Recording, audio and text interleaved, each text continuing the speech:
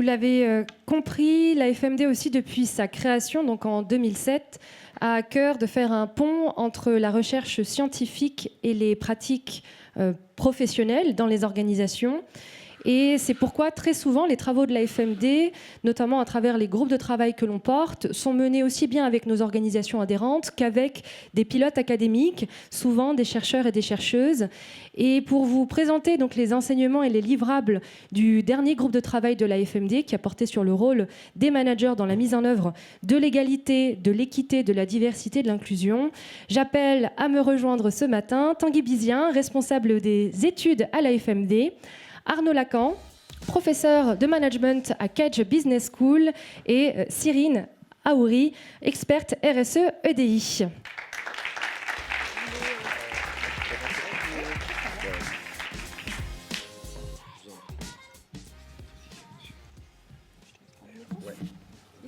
C'est pour un... Tu le veux ? Ouais. Et ben non, c'est l'autre sens, évidemment. Hop, on va faire comme ça. Alors, je suis ravi d'être là ce matin et ravi que vous soyez là aussi ce matin. Je voulais revenir un peu sur la genèse de ce groupe de travail. Et ce qui est toujours bien dans un groupe de travail, c'est qu'on part d'une question avec des gens qui sont là. Et au fur et à mesure, ça va se transformer en quelque chose qui vont devenir des livrables. Et donc, ce moment-là, il y a un moment qui est très agréable, parfois un peu dur parce qu'on travaille quand même, mais qui est très agréable. Et je dois dire que le groupe qu'on avait constitué était particulièrement chouette. Donc nous, on s'appelle l'Association française des managers de la diversité. Donc les questions de management nous intéressent et sont au cœur quand même des préoccupations qui sont les nôtres. Et je voulais quand même parler d'un ouvrage qu'on avait sorti en 2023 qui s'appelle « Intégrer la diversité et l'inclusion dans le management », qui était un mode d'emploi. Parce que on a du mal quand même à toucher les manageuses et les managers opérationnels. Or, on sait que c'est là que vont se jouer, vont s'incarner un tout petit peu ces questions-là. Donc, l'idée, c'est à chaque fois de produire des livrables qui permettent de donner des checklists, des solutions, des définitions, enfin un ensemble de choses qui vont créer une dynamique et créer une sorte de mouvement pour engager les collaboratrices et les collaborateurs à rentrer là-dedans en leur disant, en fait, ça va aider votre collectif et ça va vous permettre de générer un collectif de travail. Et donc ça, c'est sorti en 2023, il y avait des fiches pratiques, etc. Et pourquoi on refait un groupe de travail en 2024 ? C'est parce qu'il y a toujours des freins. Et ces freins, on les connaît, parce que dans cet ouvrage-là, on avait fait des focus group, on avait travaillé avec des managers, manageuses. Bon, le temps est toujours ce qui revient en premier, c'est-à-dire j'ai pas le temps de m'occuper de ces questions-là, j'ai les objectifs, etc. Ce qu'on comprend tout à fait. Le truc, c'est qu'on leur dit, a priori, si vous intégrez ça à vos pratiques, à toutes vos pratiques qui sont des pratiques quotidiennes, vous allez commencer à générer un mouvement et une dynamique qui fait que ça va s'intégrer à votre quotidienneté et le temps ne sera plus un problème. Il y avait aussi des problématiques sur ce que c'est que le management et donc les formations management elles-mêmes. Il y a aussi des problématiques de sujets complexes en disant en fait ces sujets sont trop compliqués et donc je ne les aborde pas. Et ça, on revient vraiment là-dessus dans le bouquin en disant il faut pouvoir frontalement aborder toutes les questions qui relèvent des diversités. Et donc, toutes les questions qui relèvent des diversités, c'est racisme, c'est sexisme, c'est homophobie, etc. Et donc, ces questions-là, il faut que, évidemment, les managers et managers soient, qu'ils aient connaissance de ces problématiques-là, mais qu'ils puissent avoir des outils un peu pour se repérer. Et donc, c'est pour ça aussi qu'on a voulu faire 2 livrables.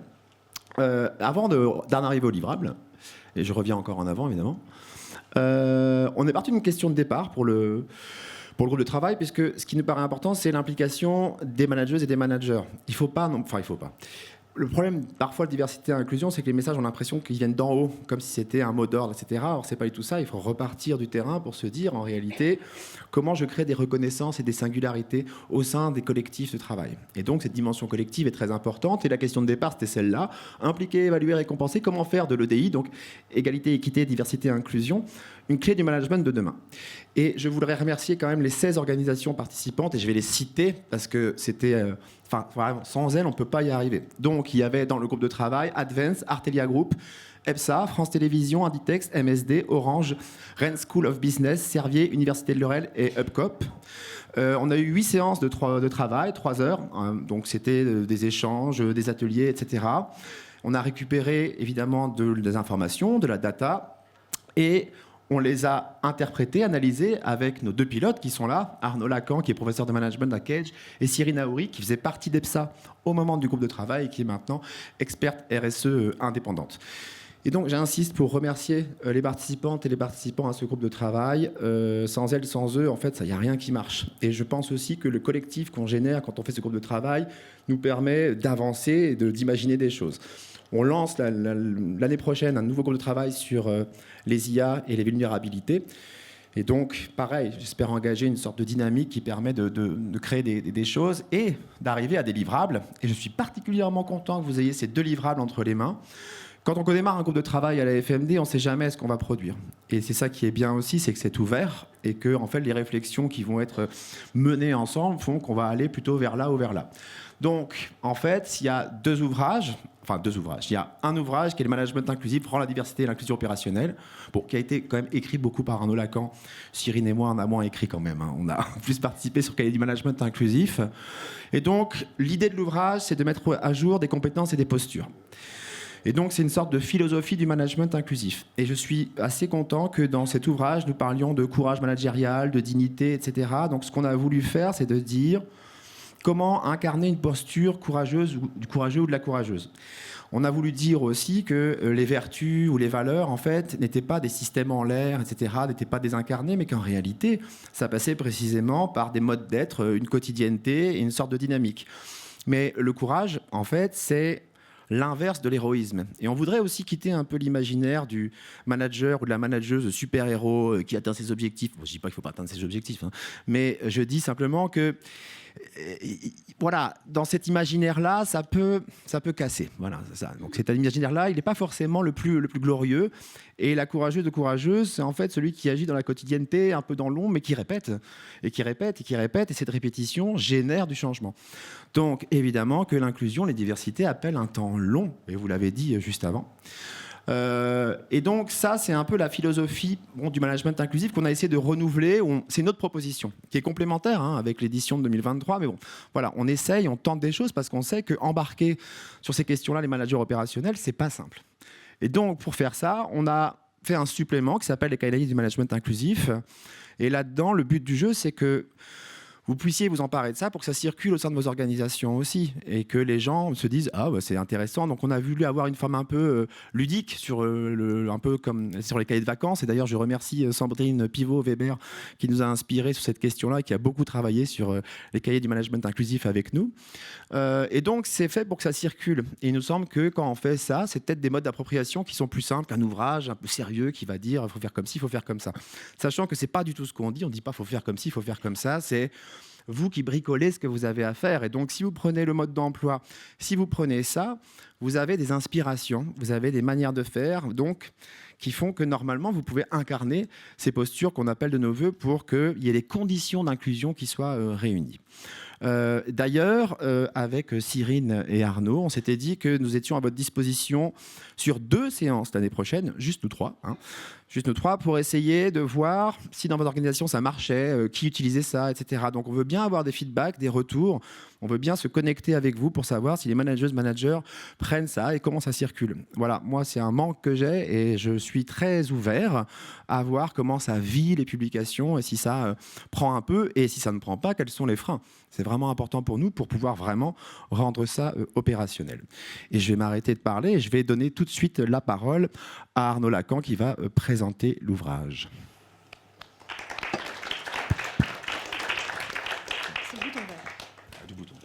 Bien. Bonjour à toutes, bonjour à tous. Merci beaucoup de votre présence. C'est un vrai plaisir de vous présenter cet ouvrage. Presque aussi grand que le plaisir que j'ai eu à collaborer avec Cyrine et Tanguy, avec tous les membres du groupe. Je vois quelques personnes là dans la salle, ça me fait très plaisir. On a vraiment, je crois, bien travaillé dans le sens où on a su toujours s'écouter. On n'était pas toujours d'accord, je vais vous raconter. Mais en tout cas, on a vraiment échangé, on a confronté des points de vue, on a confronté des réalités. Et de tout ça est née la matière dont je me suis servi pour proposer une première version du livre qui reflétait nos interrogations et heureusement nos quelques accords et conclusions. Alors, pour pour ma part, moi, je suis Arnaud Lacan, je suis prof de management. Quand Tanguy m'a contacté, je travaillais déjà un peu sur toutes les dimensions inclusives, diversité, mais d'une manière un peu différente. Je travaillais beaucoup sur le management responsable et les entreprises responsables, donc tout ce qui était RSE, normes ISO 26000, etc. Et j'ai été ravi de rentrer dans l'équipe. J'étais ravi de faire partie de la famille AFMD et de contribuer à cette réflexion sur la diversité et l'inclusion. Pour vous présenter le livre, j'ai choisi de le faire en 4 temps. Les 3 premiers correspondent aux grandes parties du livre et le 4e temps sur la complexité me permettra de vous parler de l'univers global, l'univers intellectuel en tout cas global dans lequel se situe notre réflexion. Alors, le premier point, c'est, vous le verrez peut-être, vous l'avez vu, c'est la performance. Alors, c'est pas un peu curieux de commencer par la performance. Pourquoi est-ce que c'est ce terme-là qui a émergé en premier ? Parce qu'en fait, dans le groupe de travail, très vite, en fait, j'ai repris les comptes rendus. Dès la séance 2, le groupe de travail s'est interrogé sur... non pas tellement est-ce que la performance est importante ou pas, parce que même si vous l'avez déjà oublié, Tanguy a presque appelé à ne pas atteindre les objectifs. Non, le management, croyez le prof de management, l'objectif, ça reste atteindre les objectifs. Après, on peut discuter des objectifs, on peut discuter de la manière de les atteindre, évidemment. Mais c'est pas tellement la performance qui était en cause, c'est plutôt la définition de la performance. Qu'est-ce que c'est ? Qu'est-ce que c'est qu'obtenir la performance de l'équipe et puis à quel niveau ? Et on a eu des discussions sur ces 2 termes-là. Qu'est-ce que c'est que la performance et est-ce que c'est la même selon les strates managériales auxquelles on s'adresse ? Donc pour lever ces points qui étaient apparus rapidement comme des points importants pour pouvoir continuer notre réflexion, on a fonctionné, et j'en garde des souvenirs très agréables, on a fonctionné en intelligence collective avec des bons vieux World Café où on réfléchissait sur différentes questions pour accoucher d'une définition de la performance et des strates managériales. Alors, si je commence par la performance, bien sûr, moi j'avais apporté quelques visions théoriques issues des livres de management. On a confronté ça avec la réalité quotidienne des membres du groupe et on s'est mis d'accord sur l'idée que la performance, c'est effectivement atteindre les objectifs fixés par le management en déclinaison de la stratégie de l'entreprise. On n'est pas sur une performance déconnectée, autonome.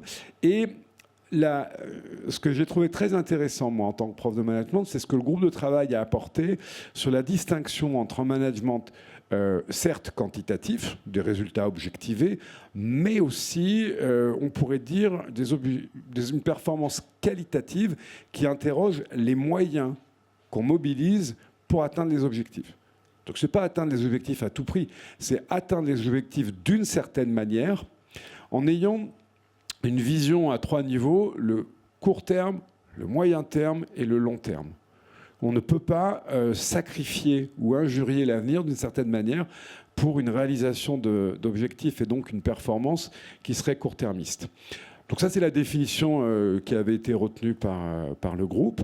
Et au niveau des strates managériales, on a repris les grandes distinctions du management classique, c'est-à-dire le management stratégique, celui du plus haut niveau de l'entreprise qui pense ou qui propose la vision, le management intermédiaire qu'on appelle parfois le management de managers, donc manager des managers, et puis le management plus opérationnel, c'est-à-dire le management des équipes qui sont dans l'exécution, dans l'opération. Donc ça, c'était notre première interrogation. Ça a occupé 3-4 séances avant qu'on puisse passer à la suite, c'est-à-dire comment est-ce qu'on obtient cette performance et quel est d'une certaine manière le rôle attendu du manager pour arriver à obtenir cette performance quantitative et qualitative de court, moyen et long terme.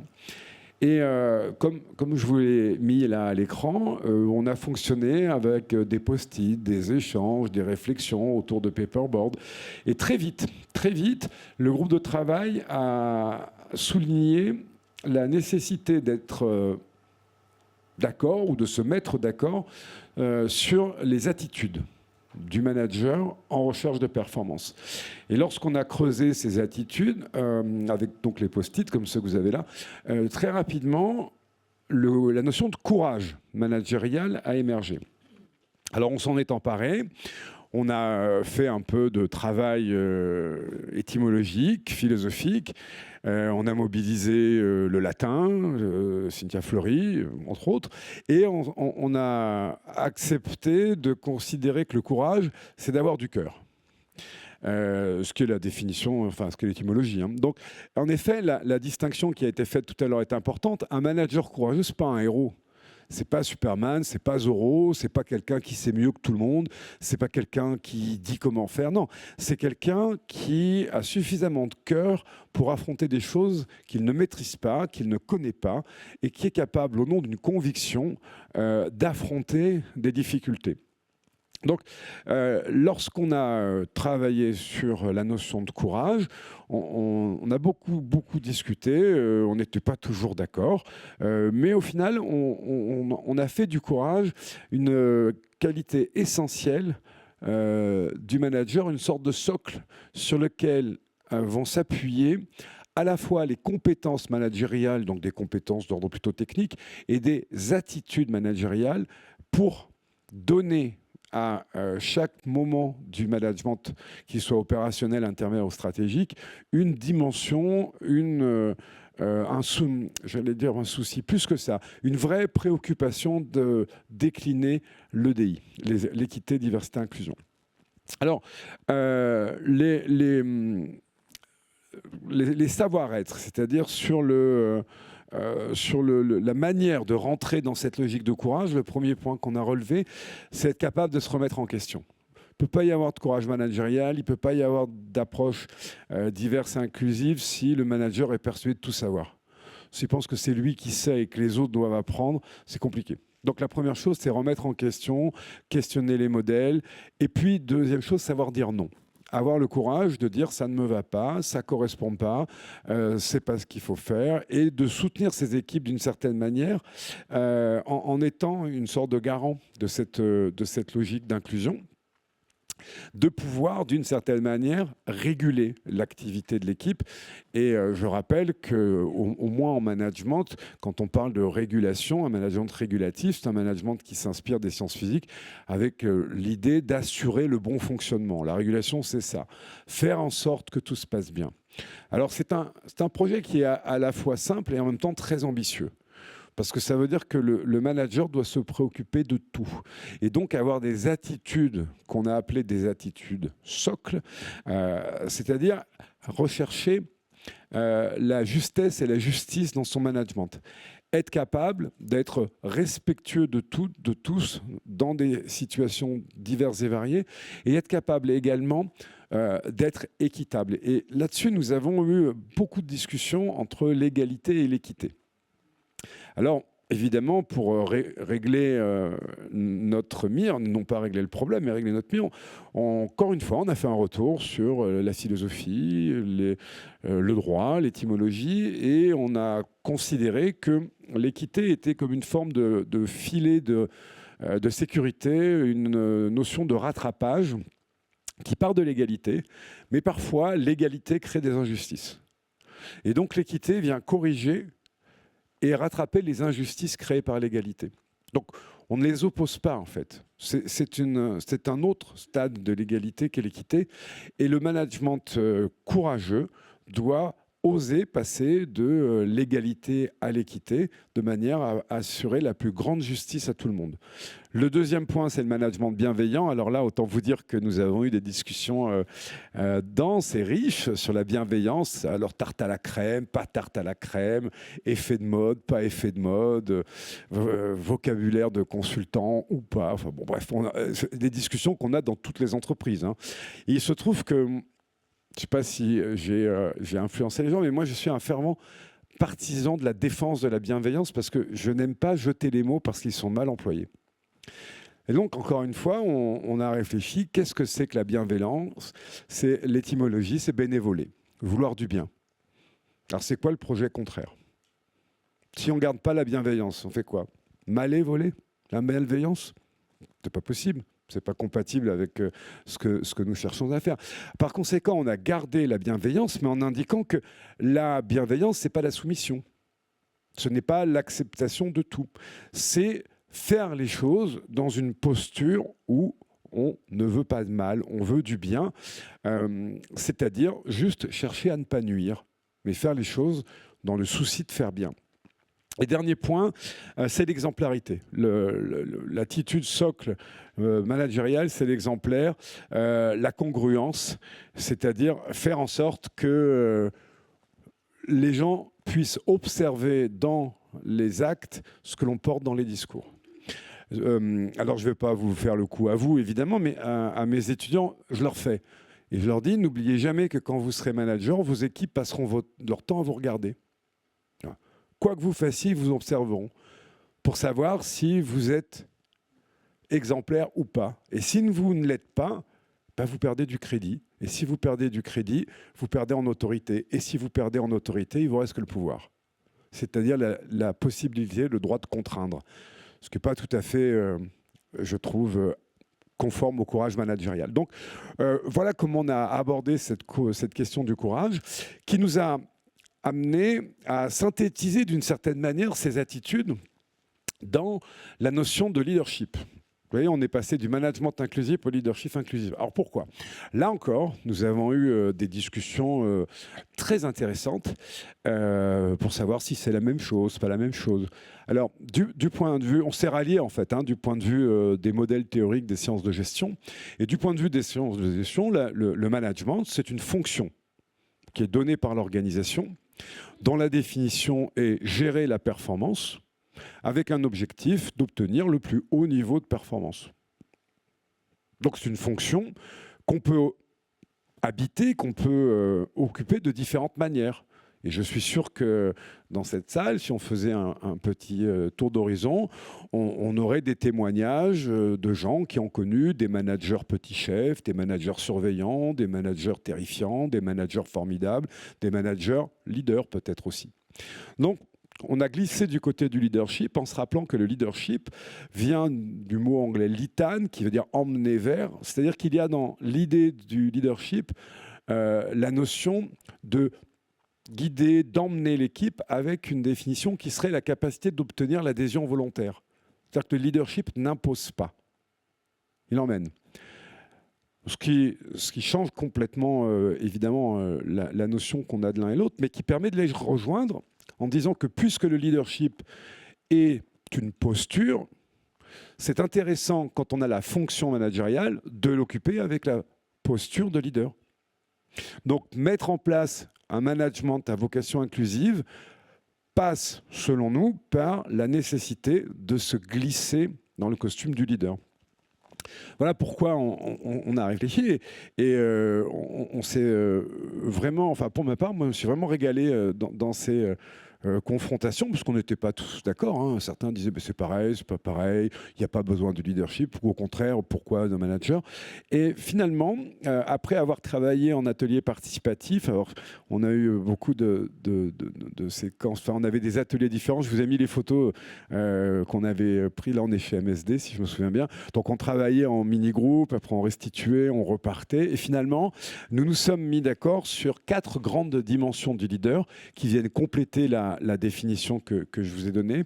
Nous avons gardé l'idée que le manager, pour devenir un leader de l'inclusivité, doit être d'abord dans le relationnel. C'est quelqu'un qui est capable d'avoir une relation de qualité avec chacun, est capable d'avoir de l'influence, est capable d'inspirer. On avait retenu par exemple la notion d'aura, qui en latin veut dire le souffle. Le leader, c'est celui qui est capable d'insuffler quelque chose à l'équipe. Donc, un leader qui est d'abord positionné sur son relationnel. Ensuite, nous avons défendu et mis en avant la notion d'authenticité, c'est-à-dire être capable d'être exemplaire, comme on l'a vu juste avant, mais aussi intègre. Donc, il n'y a pas de manipulation, il n'y a pas de mauvaises intentions dans l'authenticité. Il y a au contraire de la sincérité et de la congruence. Puis, nous avons évoqué la notion importante d'avoir une vision. Un manager qui ne propose pas de vision à l'équipe, qui n'a pas de proposition, qui n'a pas de projet, ne peut pas être leader. Pour la bonne raison que le leader cherche à obtenir cette adhésion volontaire. Donc il faut qu'il ait une proposition. Et la dernière dimension, c'est l'horizontalité. C'est-à-dire la capacité à se glisser dans un rapport de quasi pair à pair. Autrement dit, alors c'est très à la mode dans le management, mais je crois que c'est une vraie tendance. Autrement dit, accepter de renoncer autant que possible à l'axe vertical de l'exercice du pouvoir hiérarchique pour se glisser dans l'axe horizontal de l'autorité sur ses pairs et réussir à obtenir sans imposer. Donc se mettre beaucoup plus dans l'horizontalité de l'équipe que dans la verticalité de l'organisation.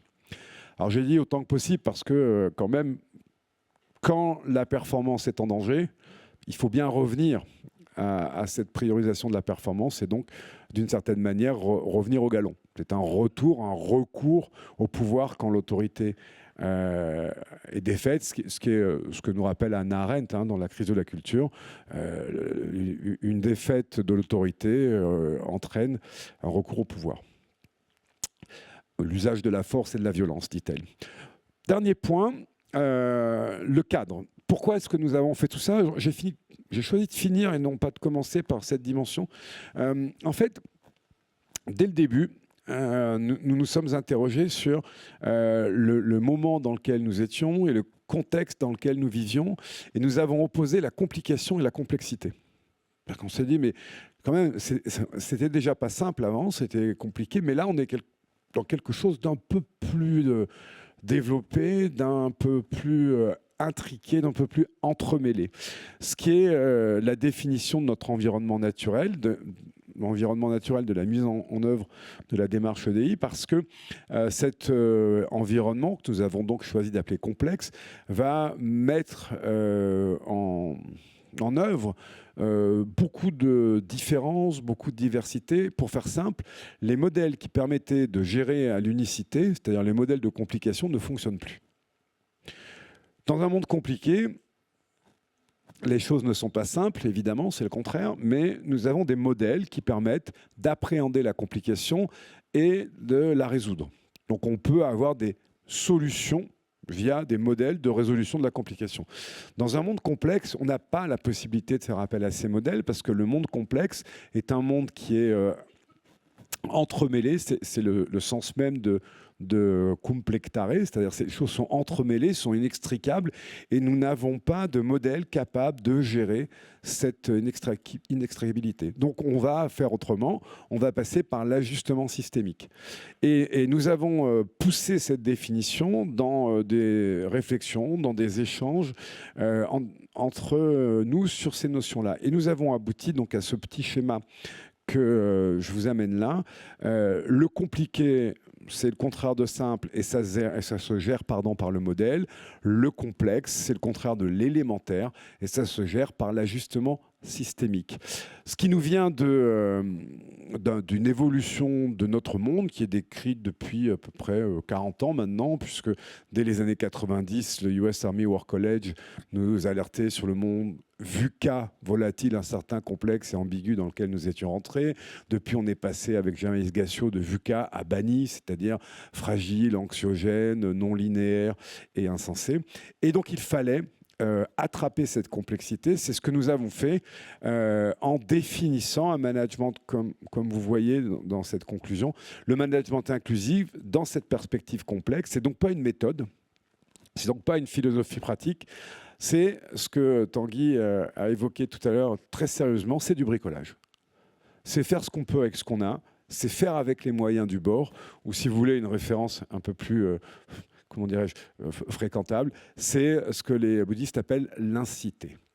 Faire avec le monde tel qu'il est. Les choses sont ainsi, il faut faire avec. On part du réel pour ajuster le système, et le réel, évidemment, c'est la diversité. Je vais m'arrêter là et passer la parole, le micro, comme tu veux, les deux. À Cyrine. Merci.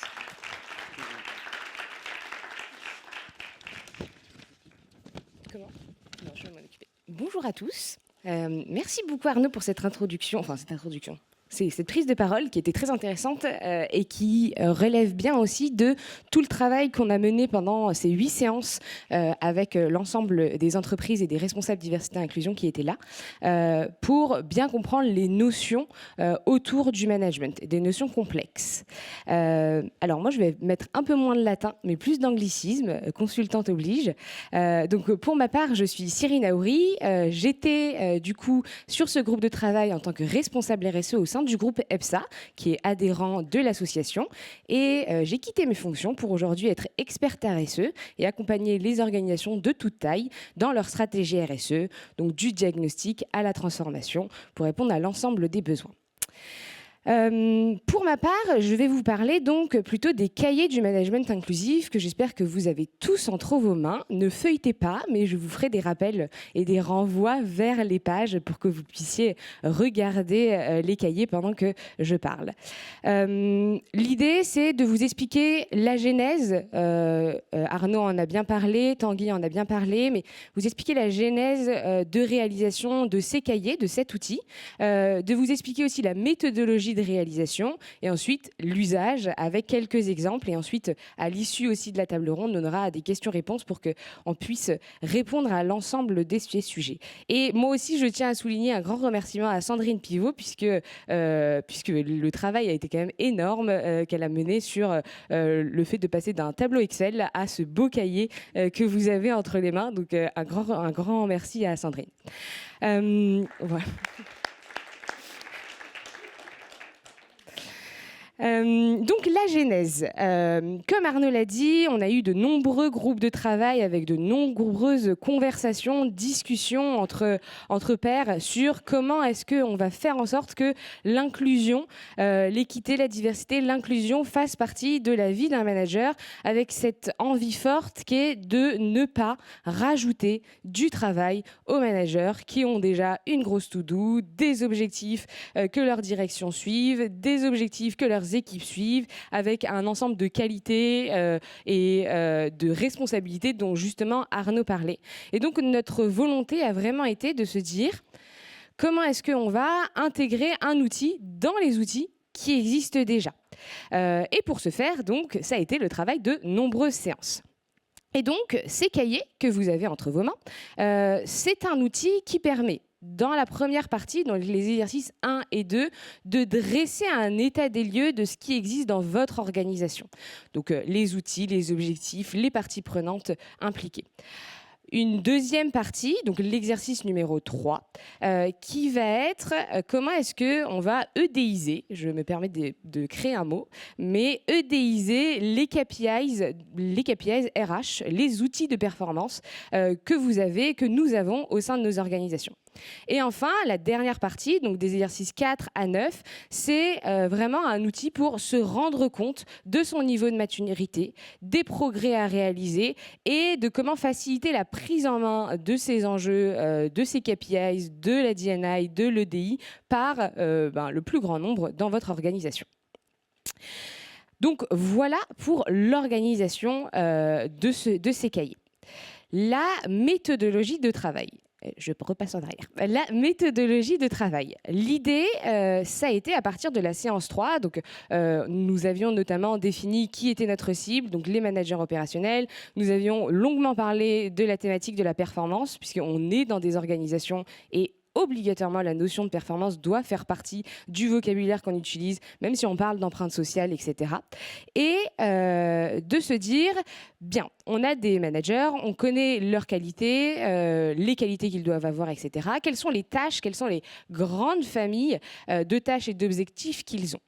Donc, beaucoup d'intelligence participative, collective, beaucoup de post-it qui nous a permis d'extraire 3 grandes familles. La famille transmettre, comment est-ce qu'un manager va transmettre à ses équipes et va leur permettre de développer leurs compétences tout en déléguant, puisque l'idée c'est d'être un collectif et de pouvoir travailler collaborativement. La famille évaluer pour faire progresser, fixer des objectifs à ses équipes. Et enfin, la famille coordonnée. Comment est-ce qu'on va organiser, coordonner, anticiper la to-do de l'ensemble de ces équipes. Et sur l'exercice numéro 1, notre objectif, c'est que vous avez ces grandes familles et vous avez comme objectif d'identifier vos alliés. Est-ce que ce sont les managers de proximité qui font ça? Est-ce que ce sont les équipes RH? Est-ce que ce sont les équipes de la direction? Et en fonction, eh bien, vers qui se tourner, parce que ce seront eux qui porteront aussi ces KPIs, ces objectifs, etc., etc. Donc, une fois que nous avons défini les tâches du manager, l'objectif, c'est justement sur l'exercice numéro 2, d'identifier les outils que vous avez, que vous pouvez avoir en votre possession dans votre organisation. Évidemment, ce n'est pas exhaustif, mais en tout cas, ce sont ceux qui sont ressortis le plus souvent, qui étaient le plus commun parmi l'ensemble des membres du groupe de travail. Donc là, l'idée, c'est vraiment de se dire, voilà les outils qui existent et voilà à quelle famille ils sont rattachés. La famille coordonnée, transmettre et évaluer. Une fois que l'on a ça, on a un peu un état des lieux de l'existant. C'est la fameuse première partie des exercices 1 et 2 qui permet de dresser cet état des lieux. Et pour faciliter un peu la prise en main, ça c'est un outil qu'on vous met pendant cette présentation et justement comme Tanguy le disait à l'issue, si parmi vous il y a des personnes avec qui vous voulez, qui veulent travailler avec nous justement pour qu'on puisse voir, pour qu'on puisse voir comment est-ce que vous appréhendez ces outils-là. On s'est dit que ce cycle-là qui est vierge, que vous allez voir complété par la suite, permet d'avoir une visibilité sur le cycle du management, c'est-à-dire un cycle, ça peut être 6 mois, 1 an, 2 ans dans une organisation. Un collaborateur arrive, le recrutement, l'onboarding. Ensuite, tout au long de l'année, il y a des rituels, il y a des moments clés, l'entretien annuel, l'entretien mi-annuel, les points d'équipe mensuels, les points one-to-one, etc., etc. Et au fait, qui sont des moments clés pendant lesquels, en tant que manager, on va suivre des KPIs, on va suivre la réalisation des objectifs, on va parler à nos collaborateurs et donc qui peuvent être des moments clés pour suivre justement tout ce qu'on va vous expliquer ensuite sur ce fameux cahier.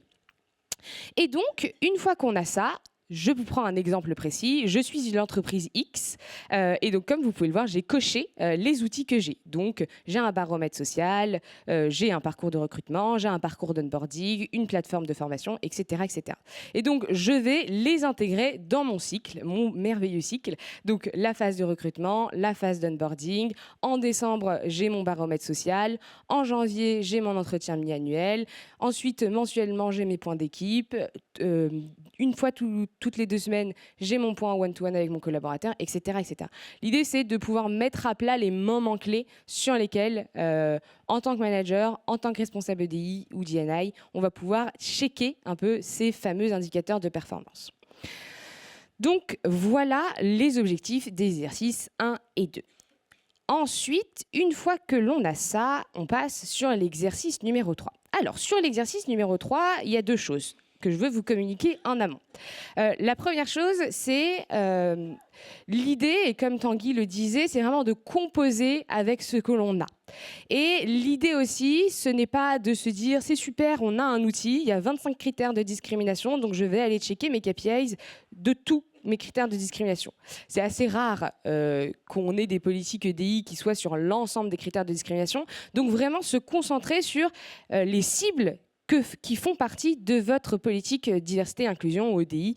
Et donc vraiment se cantonner à cela. Et peut-être ensuite développer au fur et à mesure, mais vraiment s'arrêter là.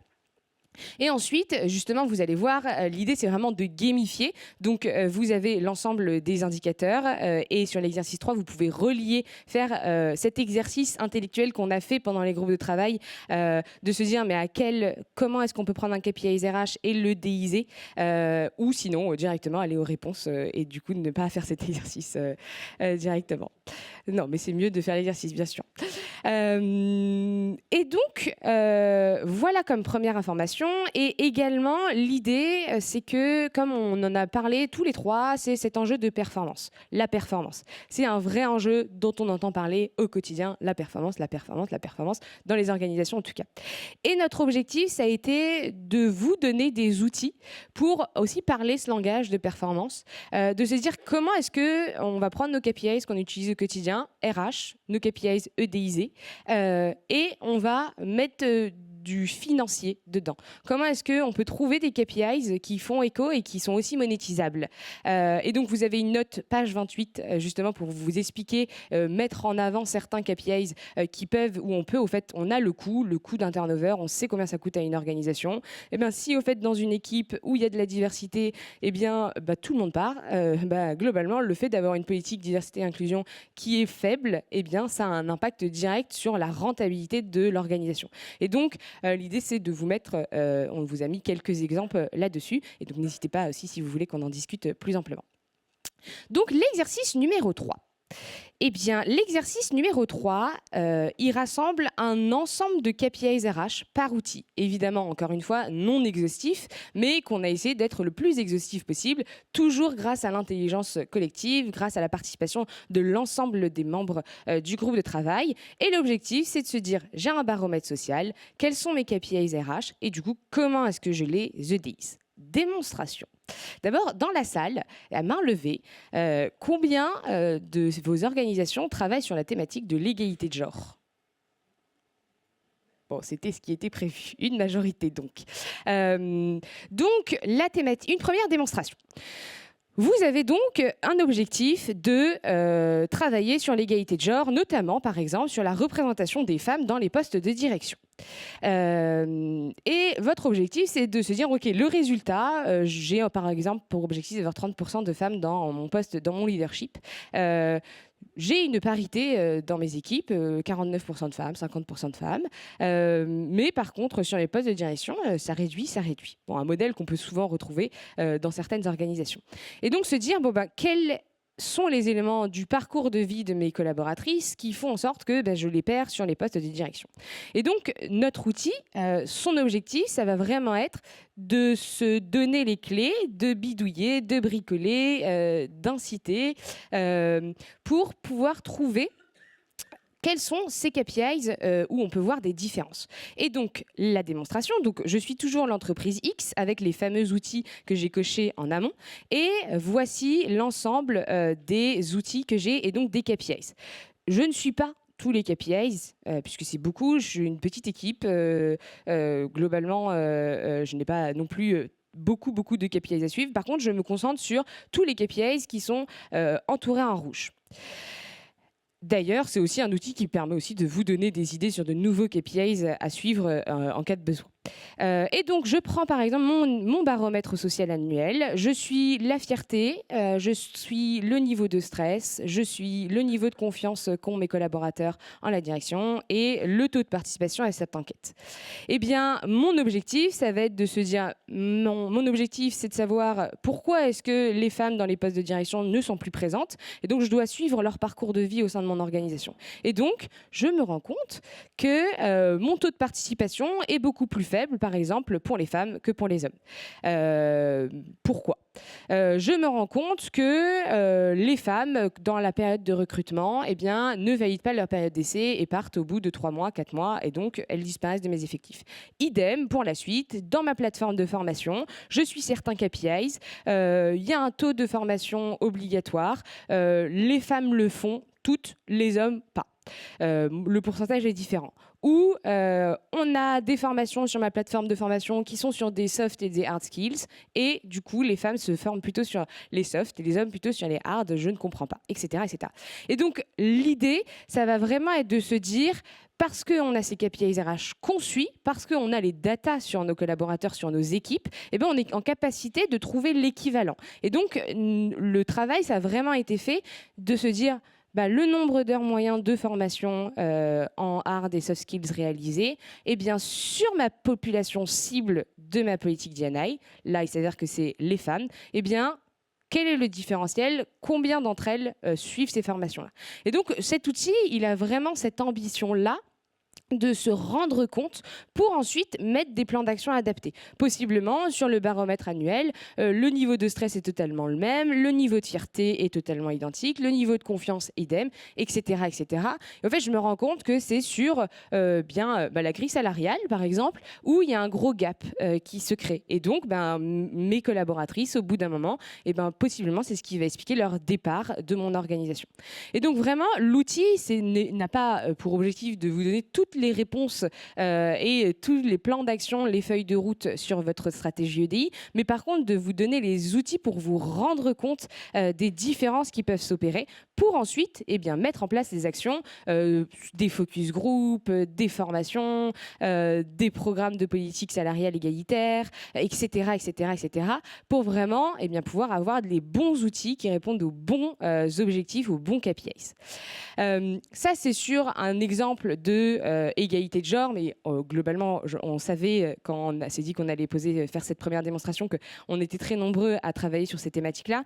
Mais ça marche aussi quand on se trouve face à des thématiques d'intersectionnalité, où là, ça va être plus complexe puisqu'on est souvent face à des critères sensibles. Prenons par exemple une femme homosexuelle racisée, où là, il va y avoir plusieurs éléments qu'on va devoir suivre, des éléments qui vont être difficiles à suivre puisque RGPD existe, mais pareil, il existe des outils au fait, pour pouvoir suivre ce genre de choses. Aujourd'hui, la CNIL nous dit qu'on a droit au fait, de suivre ces KPIs à partir du moment où c'est dans une politique d'amélioration, que c'est anonymisé, que les résultats ne sont pas rendus publics, etc., etc.